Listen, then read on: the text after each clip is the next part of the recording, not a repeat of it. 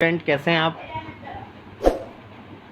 Hello student कैसे हैं आप। नेक्सस एजुकेशन पॉइंट में आपका स्वागत है। हम हाजिर एक नई वीडियो के साथ। आज हम बात करेंगे MPS 001 राजनीतिक सिद्धांत, इग्नू यूनिवर्सिटी। टॉपिक है प्रभुसत्ता। प्रभुसत्ता किसे कहते हैं। प्रभुसत्ता के विषय में जॉन ऑस्टिन के विचार बताइए। मोस्ट वेरी इंपॉर्टेंट क्वेश्चन है, आपके एग्जाम में बार बार रिपीट होता है। चलिए देखते हैं प्रभुसत्ता के जॉन ऑस्टिन का जो विचार है उसके बारे में बात करेंगे। चलिए, प्रभुसत्ता क्या होती है। प्रभुसत्ता का राजनीति में एक महत्वपूर्ण स्थान है। प्रभुसत्ता के विषय में अनेक सिद्धांतों का निर्माण हुआ। तो अगर हम बात करते हैं किसी देश की राजनीतिक व्यवस्था का सबसे प्रमुख विषय यानी स्थान जो है वो प्रभुसत्ता का होता है। प्रभुसत्ता एक तरह से कानूनी शक्ति होती है जो एक प्रभुसत्ताधारी को प्राप्त होती है, और प्रभुसत्ताधारी का जो आदेश होता है वही कानून माना जाता है, यानी प्रभुसत्ता।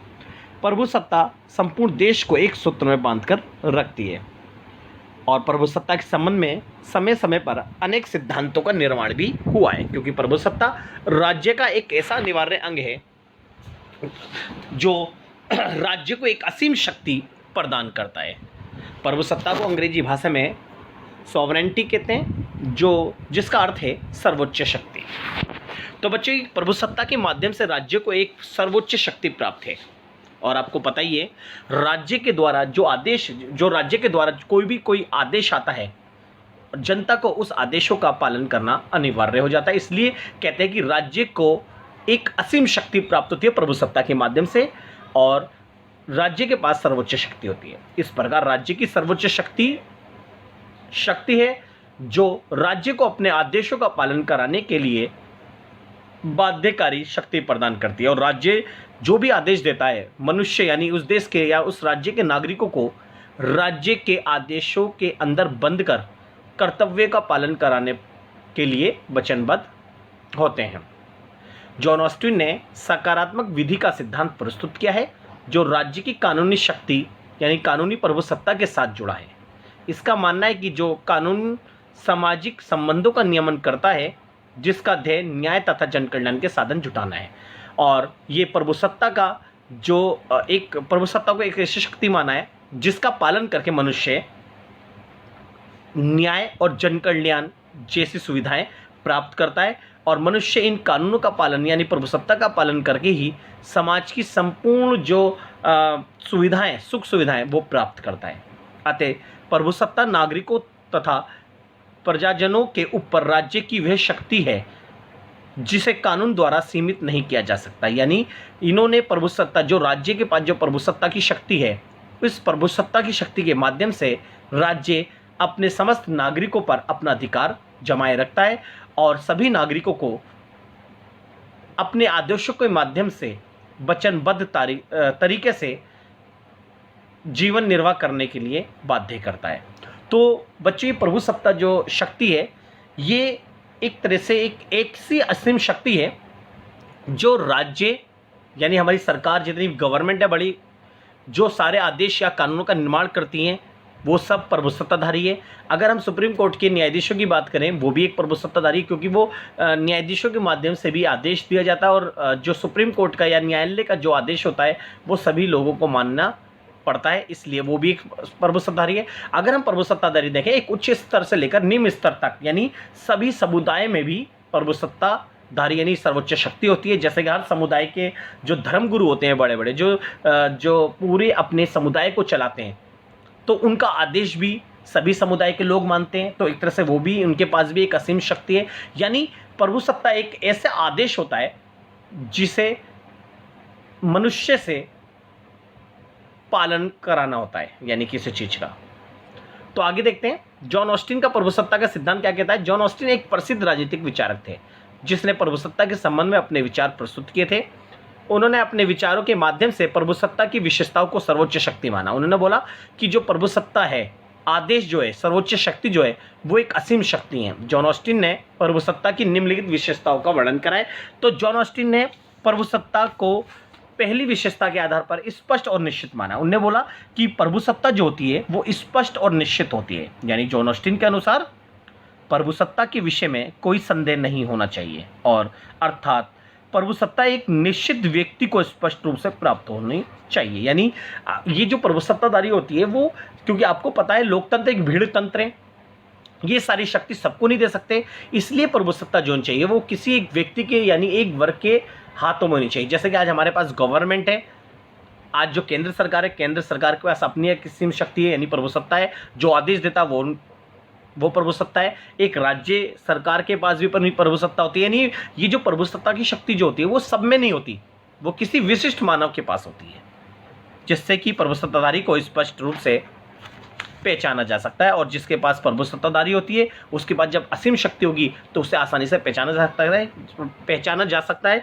कि ये हमारे प्रभुसत्ताधारी है। चलिए आगे देखते हैं। विशिष्ट मानव, दूसरी विशेषता जो है प्रभुसत्ता की, वो विशिष्ट मानव यानी प्रभुसत्ता जो होती है वो विशिष्ट मानव के हाथ में होती है। प्रभुसत्ता को प्राप्त करने वाला व्यक्ति, प्रभुसत्ताधारी, एक विशेष योग्य से युक्त व्यक्ति होता है। यानी उसके पास एक अपनी विशेष शक्ति होती है, उसके पास एक विशेष योग्यता होती है, जब भी तो वो औरों से ज़्यादा शक्ति प्राप्त कर। जैसे हमारी गवर्नमेंट है, अब देखिए इतनी सारी भीड़ में से बहुत सारे इलेक्शन में खड़े भी होते हैं लोग, लेकिन जीतते कौन है? विशिष्ट मानव, जिसके अंदर योग्यता होती है, वो जीत कर संसद में चला जाता है और उसे प्रभुसत्ता की शक्ति प्राप्त हो जाती है। और इस विशेष योग्यताओं का प्रयोग करके ही वे समस्त शक्तियों को अपने में निहित कर लेता है और लोगों को अपने आदेशों का पालन करने के लिए बाध्य करता है। तो प्रभुसत्ता की जो शक्ति होती है वो विशिष्ट मानव के पास होती है, जो औरों से अलग होता है। तो दूसरा असीम व निरंकुश, यानी जो प्रभुसत्ता होती है वो असीमित, यानी प्रभुसत्ता की जो शक्ति है वो असीमित है और निरंकुश है। यानी प्रभुसत्ता सर्वोच्च शक्ति होती है जिसके माध्यम से प्रभुसत्ताधारी की आज्ञाओं का पालन करना सभी मनुष्य के लिए आवश्यक हो जाता है। यानी अगर जिसके पास प्रभुसत्ता की शक्ति है और उसने जो मनुष्य को आदेश दिया तो मनुष्य को उसके आदेशों का पालन करना अनिवार्य हो जाता है। इस तरह से अगर कोई व्यक्ति इस प्रभुसत्ताधारी के आदेशों का पालन नहीं करता तो उसको दंडित किया जा सकता है, यानी दंड दिया जा सकता है। इसलिए इसको निरंकुश भी कह सकते हैं। यानी जो आदेश है उसको मानना हर हाल में जरूरी है, जबकि प्रभुसत्ताधारी को किसी अन्य व्यक्ति की आज्ञाओं को मानने के लिए बाध्य नहीं। यानी जो प्रभुसत्ताधारी है वो अन्य लोगों की बातों को मानने के लिए बाध्य नहीं है, बल्कि और लोगों को बाध्य है। इस प्रकार प्रभुसत्ता एक असीमित तथा निरंकुश शक्ति होती है। अब नेक्स्ट है सर्वव्यापी, यानी प्रभुसत्ता जो होती है सर्वव्यापी होती है। प्रभुसत्ता जो होती है, जो प्रभुसत्ता यानी जो एक सर्वोच्च सत्ताधारी के द्वारा दिया गया जो आदेश होता है वो आदेश किसी एक वर्ग के नहीं होता, बल्कि समाज के सभी वर्ग, सभी जाति, सभी समुदाय के लोगों के लिए होता है। प्रभुसत्ता सर्वव्यापी शक्ति होती है, अर्थात प्रभुसत्ता का प्रभाव संपूर्ण समाज पर पड़ता है। इसलिए समाज में जितने भी लोग रहते हैं और जितने स्थान होते हैं वे सभी प्रभुसत्ता के अधीन होते हैं और सभी को प्रभुसत्ता जो सर्वोच्च सत्ताधारी है उसका आदेशों को मानना जरूरी होता है। नेक्स्ट है अविभाज्य, यानी प्रभुसत्ता जो होती है अविभाज्य होती है। अविभाज्य मतलब ये बटी हुई नहीं होती, यानी कुछ लोगों के पास होती है। प्रभुसत्ता अविभाज्य होती है, अर्थात ऐसा नहीं है कि समाज में एक साथ कई प्रभुसत्ताधारी हों, नहीं। प्रभुसत्ता केवल कुछ व्यक्ति यानी कुछ एक या कुछ व्यक्ति होते हैं और प्रभुसत्ता को कभी कभी विभिन्न समुदायों में विभाजित नहीं किया जा सकता, क्योंकि ऐसा करने से प्रभुसत्ता ही नष्ट हो जाएगी। इसलिए प्रभुसत्ता जो होती है वो विशिष्ट मानव यानी कुछ वर्ग के पास होती है जो कि सत्ता में बैठा हुआ होता है। नेक्स्ट है कानून का स्रोत। प्रभुसत्ता की जो विशेषता है छठी, वो कानून का स्रोत है।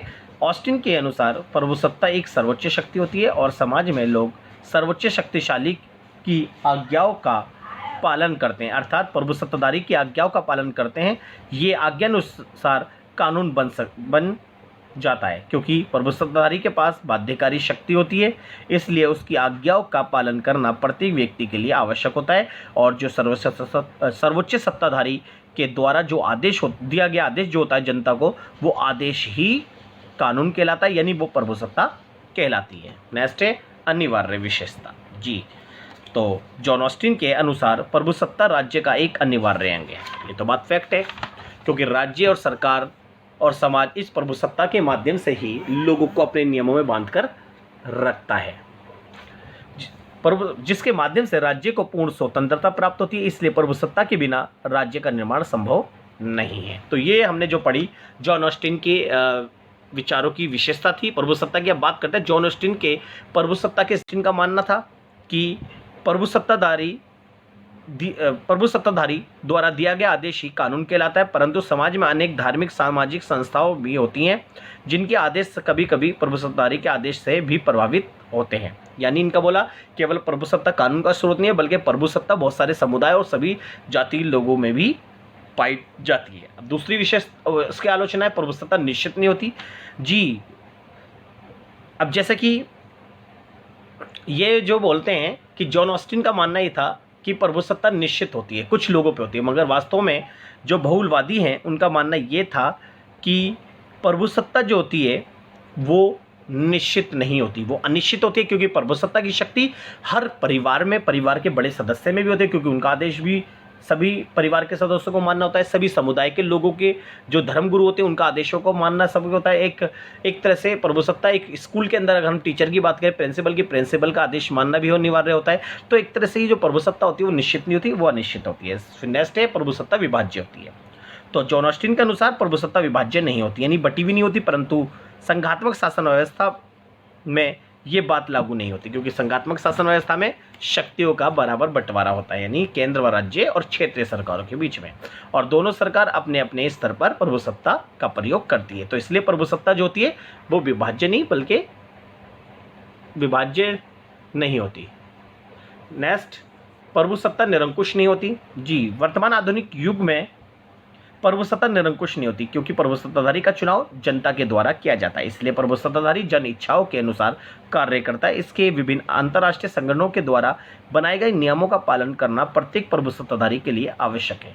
इसलिए प्रभु सत्ता विभिन्न आंतरिक व बाह्य कारकों द्वारा नियंत्रित होता है, और सभी प्रभु सत्ताधारी जो है संविधान के नियमों में बंधे हुए होते हैं। तो नेक्स्ट है आज्ञा पालन का आधार शक्ति नहीं है। तो जॉन ऑस्टिन कहता है कि आज्ञा पालन का आधार शक्ति है, यानी ऑस्टिन के अनुसार प्रभु सत्ता सर्वोच्च शक्ति होती है जिसकी बाध्यकारी शक्ति के कारण लोग कानूनों का पालन करते हैं, परंतु जनता अधिकार कानूनों का पालन अपनी इच्छा के अनुसार करती है, क्योंकि जनता जिन कानूनों को नहीं चाहती, स्वीकार नहीं करती, अच्छे नहीं लगते, सरकार वे कानून बदलते रहते हैं, यानी सरकार फिर वो कानून को बदल देती है जिन्हें जनता स्वीकार नहीं करती। तो ये जॉन ऑस्टिन के बहुलवादियों के द्वारा इसकी आलोचना थी, और ये जॉन ऑस्टिन के विचार थे। अगर आपको हमारी वीडियो अच्छी लगी हो तो हमारे चैनल को सब्सक्राइब करें, लाइक कमेंट शेयर करना ना भूलें।